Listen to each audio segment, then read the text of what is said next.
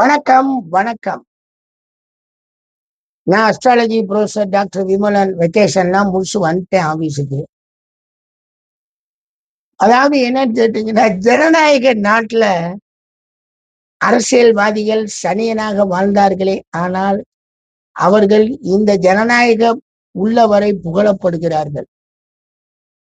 அதே சமயத்துல இந்த ஜனநாயக நாட்டுல சுக்கிரனாக வாழ பழகிவிட்டால் அவர்கள் மறக்கப்படுகிறார்கள் அல்லது மறுக்கப்படுகிறார்கள்.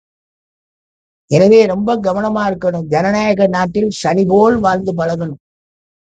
அரசியல்வாதிக்கு மட்டும் சொல்றீங்களே அப்படின்னு கேட்டீங்கன்னா, அரசியல்வாதியை அனைவராலும் பார்க்கக்கூடிய மனிதனாக இருப்பதால் சொல்வது. பட் இதே ஜனநாயக நாட்டில் நாம் நம்மளுடைய வாழ்க்கைய ஏற்றுக்கொள்ளக்கூடிய பக்குவத்தில் சனியன் போல் வாழ்ந்து பழகிட்டோம்னு வைங்க, இந்த ஜனநாயக நாடு மாதிரி சொர்க்கபுரி உங்களுக்கு எங்கேயுமே கிடையாது.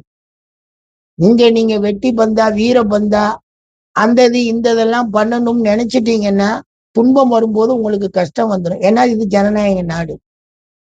ஆனா ஜனநாயக நாட்டுல நீங்க இயல்பாகவே எல்லாத்தையும் குறைச்சு வாழ பழகிக்கங்க.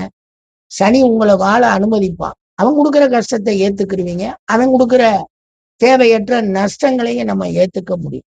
எனவே சனியின் குணம் போல் வாழ கெட்ட குணம் இருக்கும், யாருக்கு இல்ல? இங்க என்ன பொறாமப்படாத மனிதனை சொல்லுங்க பார்ப்போம். பொறாமைங்கிறதே சனியனின் அடிப்படை குணத்துல ஒண்ணு. அட்ஜஸ்ட் பண்ணி வாழ்வோம். நன்றி.